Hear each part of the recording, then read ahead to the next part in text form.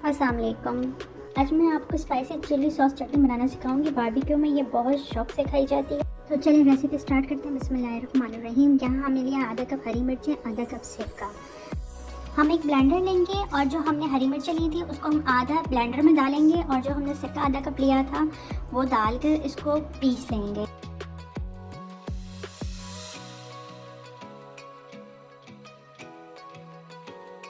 अब हमारा हरी मिर्चों का पेस्ट तैयार हो चुका है। ये देखें हरी मिर्चें हमने कितने बारीक पीस ली हैं। इसको हम एक साइड पर रख लेंगे।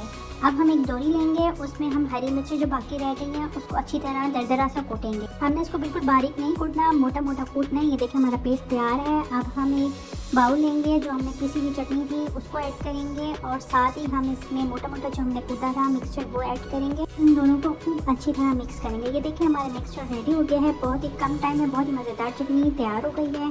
रेसिपी पसंद है तो लाइक शेयर कमेंट ज़रूर कीजिएगा और मेरे चैनल को सब्सक्राइब कर दीजिएगा।